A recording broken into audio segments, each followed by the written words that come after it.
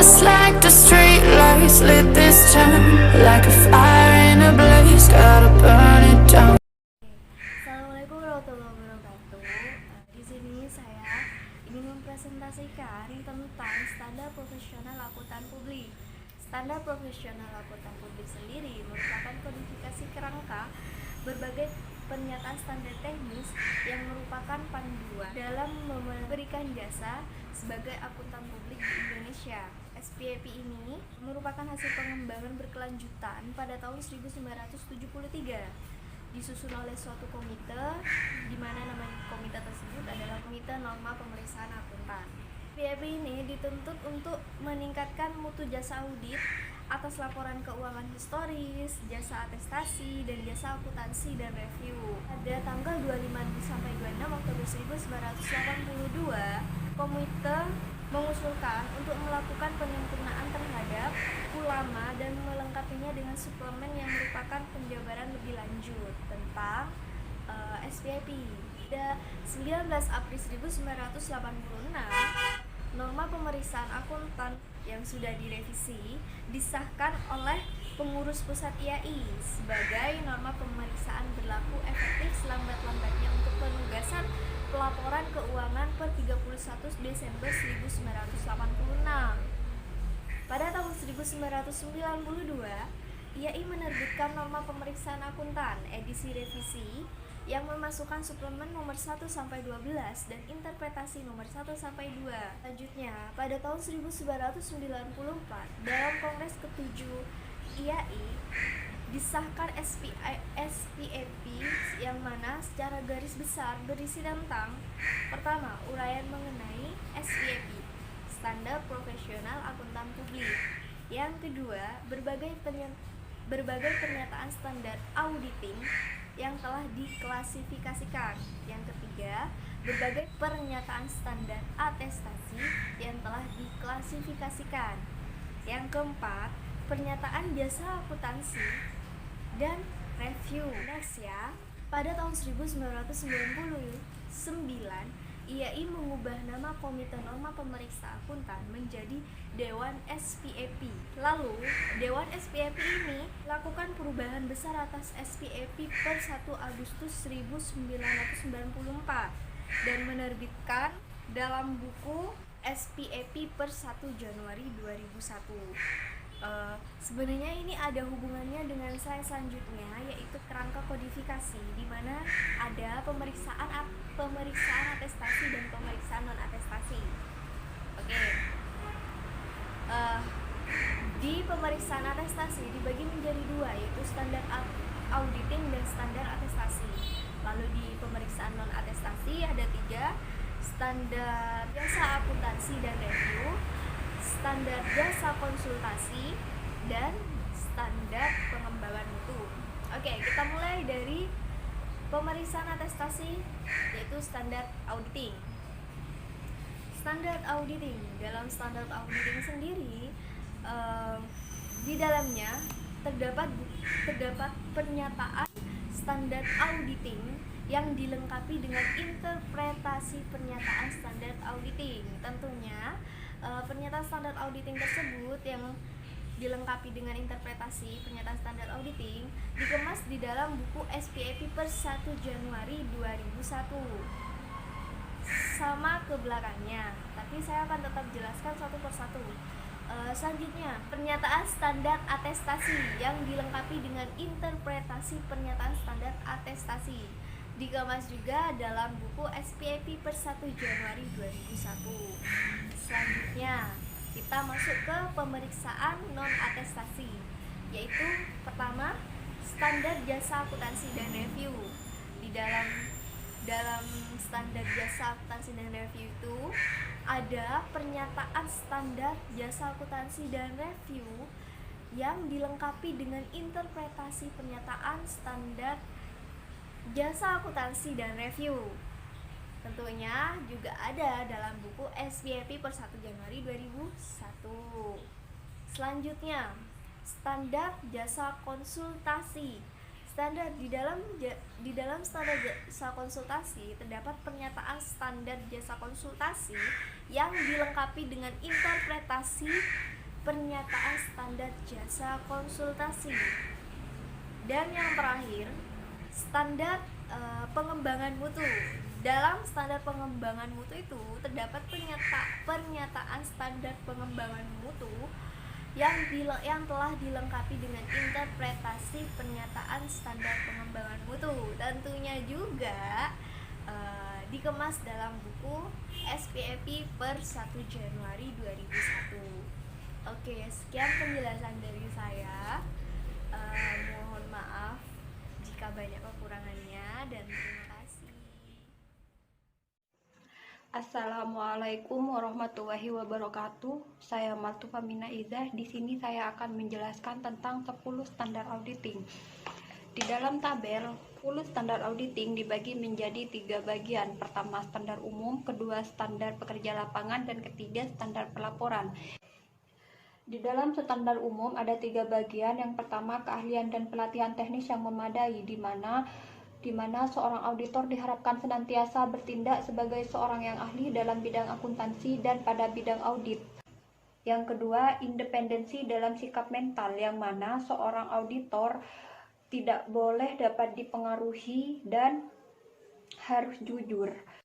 Yang ketiga, penggunaan kemahiran profesional yang cermat dan seksama, yang mana seorang auditor harus memiliki keterampilan, dan di dalam keterampilan itu harus dibarengi dengan sebuah kecermatan.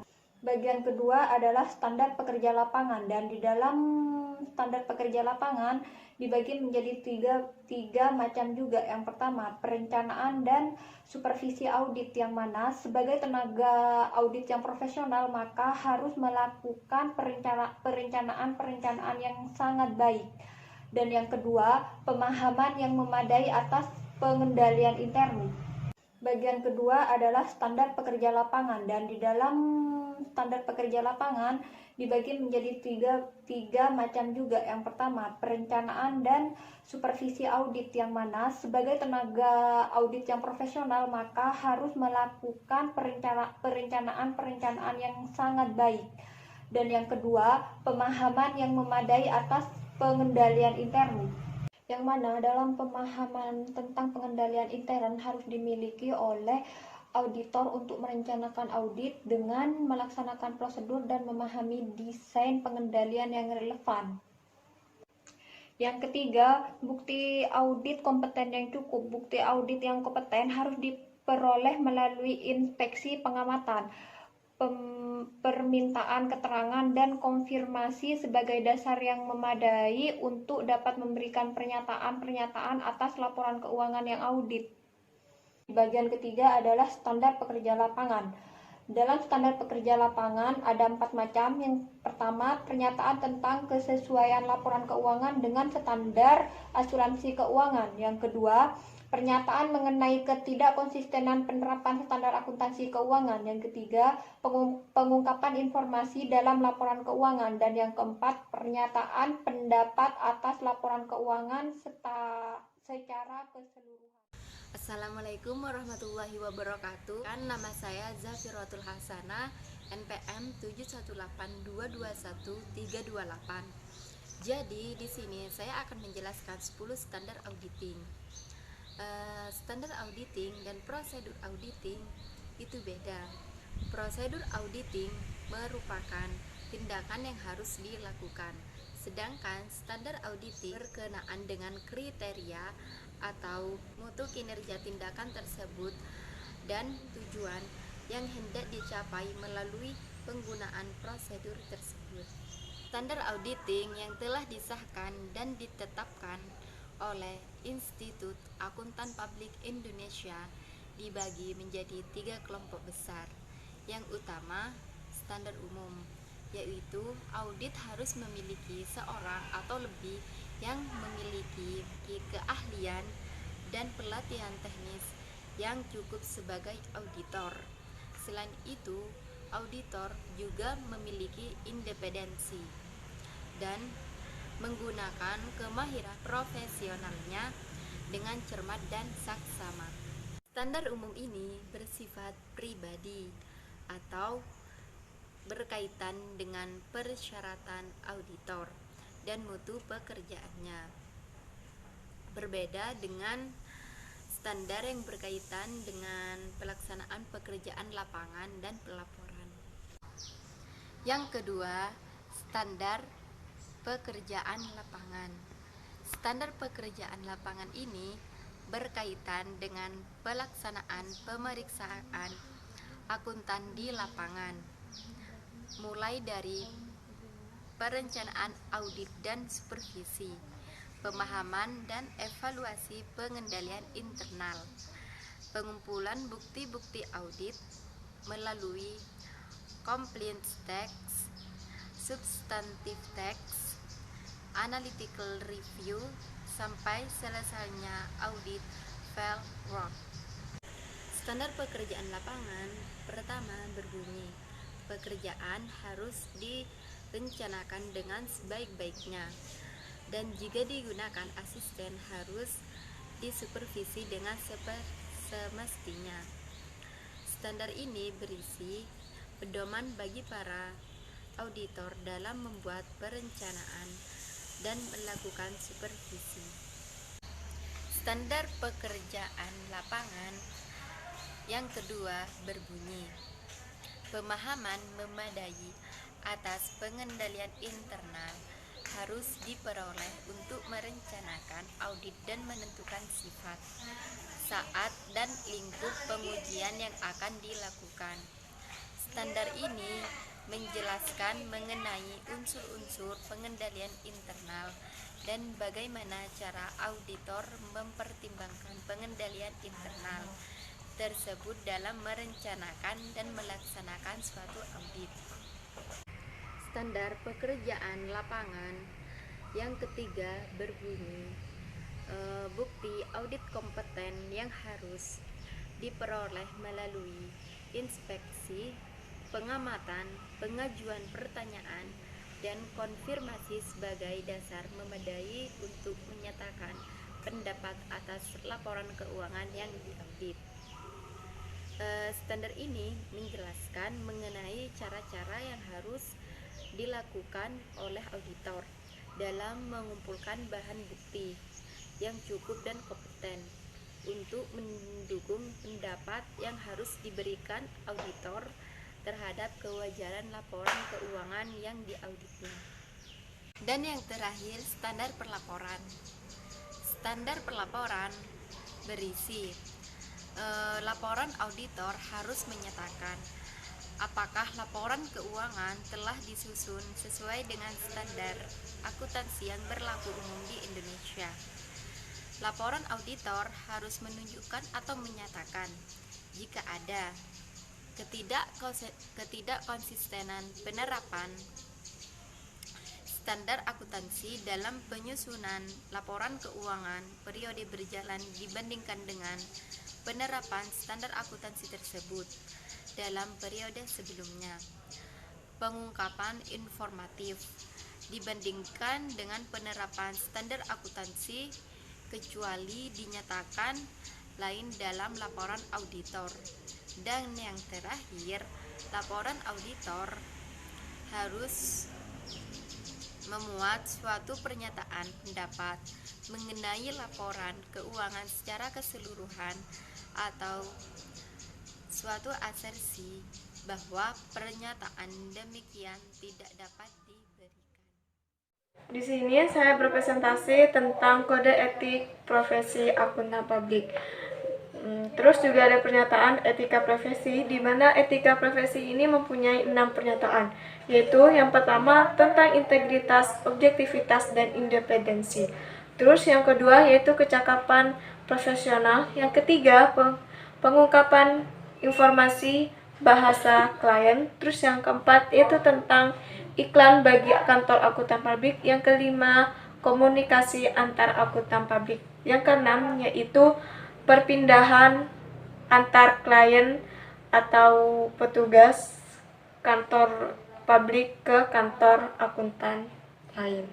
Di sini kita harus mempunyai tanggung jawab apa yang udah ditugaskan dari perusahaan, dan kita harus mematuhi peraturan-peraturan tersebut, dan kita harus bertanggung jawab terhadap profesi yang udah kita miliki. Berikut adalah tabel dari Kerangka Kode Etik Ikatan Akuntan Indonesia. Di situ ada prinsip etika, itu pusat dari IAPI pusat. Kita harus mempunyai prinsip etika, yaitu yang pertama memiliki tanggung jawab, kepentingan umum, integritas, objektivitas kompetensi, kehati-hatian profesional, kerahasiaan, perilaku profesional, dan standar teknik. Tabel yang nomor 2 yaitu aturan etika, di mana aturan etika ini mempunyai 5 aturan. Yang pertama yaitu independensi, integritas, dan objektivitas, di mana mereka ini adalah anggota KAP yang mempertahankan sikap mental independen, integritas, dan objektivitas dalam memberikan jasa profesional. Terus yang kedua, standar umum prinsip akuntan. Standar umum yaitu anggota KAP yang mematuhi standar yang sudah ditetapkan oleh IAPI, yaitu kompetensi profesional, kecermatan dan kesamaan profesional, dan perencanaan dan supervisi. Untuk yang standar akuntan, itu tidak diperkenankan untuk menyatakan pendapat atau memberikan penegasan laporan keuangan. Tiga yaitu tanggung jawab kepada klien, di mana kita ini memberi informasi kepada klien dengan rahasia. Terus yang keempat, tanggung jawab kepada rekan sesama profesi. Di sini kita wajib memelihara citra sesama profesi dengan tidak melakukan perkataan yang merusak reputasi rekan sesama rekan. Terus yang kelima, tanggung jawab dan praktek lain, dimana kita harus tidak boleh mengeluarkan atau merusak nama baik atau merusak profesi sama pekerja. Nomor 3 yaitu interpretasi aturan etika, di mana ini yang mengerjakan adalah pengawas IAPI dan KAP. Terus yang terakhir, tabel terakhir adalah tanya jawab, di mana tanya jawab ini akan dijawab oleh Dewan SPAP. Di sini saya akan menjelaskan tentang standar audit berbasis kisah, yang mana ada sebuah tabel struktur baru kode etik profesi akuntan publik dan standar profesional akuntan publik yang ditetapkan oleh Institut Akuntan Publik Indonesia. Di dalam tabel tersebut ada kode etik profesi akuntan publik, yaitu panduan dan aturan bagi seluruh anggota dalam menjalankan tugasnya sehingga dapat memenuhi tanggung jawab. Di dalam kode etik terdapat dua bagian. Yang pertama, standar pengendalian mutu atau SPM1, dan yang kedua, standar jasa terkait. SPM1 ini mengatur tentang tanggung jawab kantor akuntan publik atas sistem pengendalian mutu dalam melaksanakan perikatan ajaran seperti audit, review, dan perikatan ajaran lainnya. Standar jasa terkait ini ditujukan untuk perikatan yang berkaitan dengan informasi keuangan, dan tujuan SJT ini untuk menetapkan standar yang memberikan panduan tentang tanggung jawab profesional. Dalam standar pengendalian mutu 1 ada kerangka untuk perikatan asuran. Dalam kerangka tersebut ada 3 bagian. 1. Standar audit SE, 2. Standar perikatan review atau SPR, dan yang ketiga standar perikatan asuran atau SPA. Audit adalah pedoman untuk membantu para auditor dalam memenuhi tanggung jawabnya, sedangkan standar perikatan review ini bertujuan untuk menetapkan standar dan menyediakan panduan tentang tanggung jawab profesional produksi. Standar perikatan asuran adalah suatu perikatan yang di dalamnya seorang praktisi menyatakan sebuah kesimpulan. Assalamualaikum warahmatullahi wabarakatuh. Nama saya Vita Uminanti, NPM 718221329. Nah, di presentasi kali ini saya akan sedikit menjelaskan tentang standar audit berbasis ISA, di mana ISA ini merupakan singkatan dari International Standards on Auditing, di mana standar auditing itu sendiri merupakan suatu pedoman umum untuk membantu para auditor dalam memenuhi tanggung jawab profesional mereka dalam pengauditan laporan keuangan secara historis. Jadi, International Standards on Auditing atau ISA ini merupakan standar audit terbaru yang telah diadopsi di Indonesia. Terbitnya ISA ini diawali dengan banyaknya beberapa skandal akuntansi yang terjadi di dunia seperti manipulasi keuangan di perusahaan Enron, WorldCom, dan lain-lain. Dan standar audit berbasis ISA ini juga merupakan salah satu solusi di mana berguna untuk mengurangi kecurangan yang ada. Standar-standar yang disajikan dalam SPAP berbasis ISA ini sudah mencerminkan proses pengerjaan auditing yang dibagi dalam 6 bagian, 36 standar. Dan bisa lihat tabelnya sebelah kiri saya. Jadi di dalam tabel ini dijelaskan bagaimana standar audit berbasis ISA itu dibagi menjadi 6 bagian dan 36 standar. Yang pertama, prinsip umum dan tanggung jawab, di mana salah satu standarnya itu ada tentang tujuan audit, yang mana adalah untuk meningkatkan keyakinan pengguna laporan keuangan. Nah, yang kedua itu ada penilaian resiko dan respon terhadap resiko yang telah dinilai. Salah satu standarnya adalah perencanaan audit atas laporan keuangan. Nah, yang ketiga ada bukti audit. Salah satu isi standarnya itu adalah kelangsungan usaha. Dan yang keempat ada penggunaan pekerjaan pihak lain. Salah satu standar yang ada di situ adalah penggunaan pekerja seorang pakar auditor.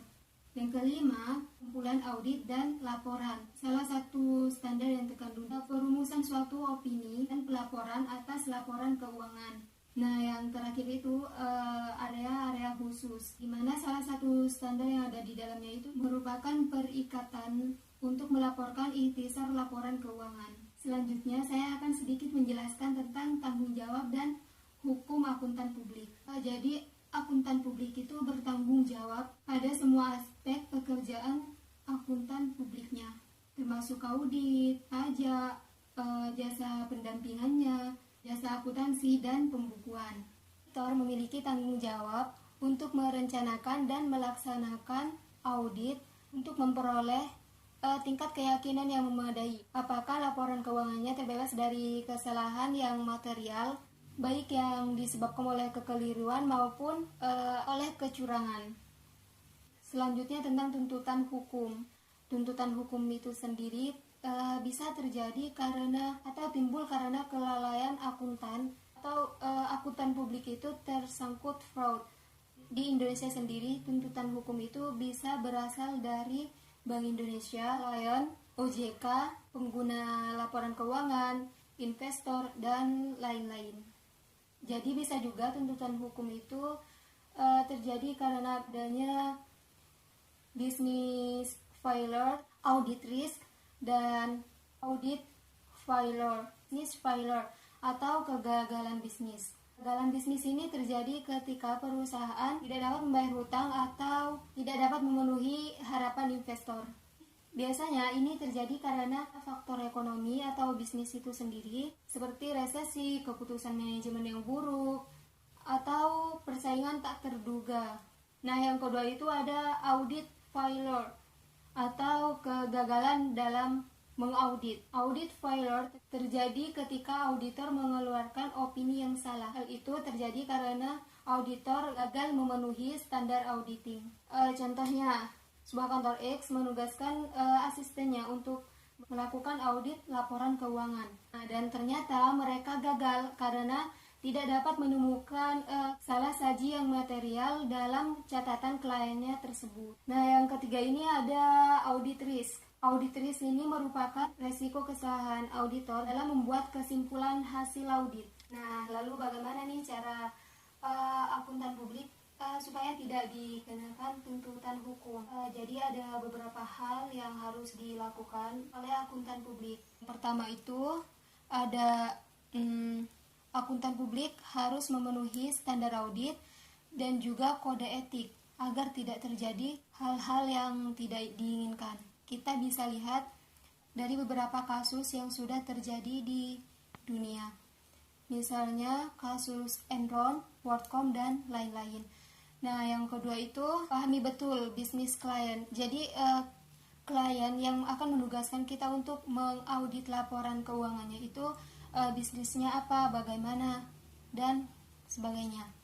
Nah, yang ketiga atau yang terakhir, lakukan audit yang berkualitas. Nah, jadi maksudnya yang berkualitas itu benar-benar diaudit dalam artian tidak terpengaruh oleh siapapun agar tidak terjadi misalnya markup pendapatan atau markup laba. Nah, terakhir saya juga akan menjelaskan beberapa kasus fraud yang terjadi di dunia. Kita mulai dari yang Amerika. Saya pribadi mengambil kasus Enron. Saya tidak akan menjelaskan secara panjang lebar karena kasus Enron ini sudah dijelaskan di beberapa mata kuliah lain. Nah, jadi Enron ini merupakan perusahaan energi yang didirikan oleh Kenneth Lay. Beberapa skandal akuntansi yang dilakukan Enron yaitu manipulasi laporan keuangan. Laporan keuangan Enron itu tidak menggambarkan keadaan perusahaan yang sebenarnya. Itu terjadi karena adanya pihak manajemen bekerjasama dengan KAP Arthur Andersen untuk memanipulasi laporan keuangan. Nah, contoh yang kedua itu ada PT Garuda Indonesia. Menurut yang saya baca, skandal PT Garuda itu terjadi pada tahun 2018. Sama halnya dengan Enron, juga terjadi manipulasi laporan keuangan. Nah, skandal yang kedua yang terjadi di PT Garuda itu yaitu skandal pecah kongsi dengan Sriwijaya terkait biaya manajemen dan pembagian keuntungan.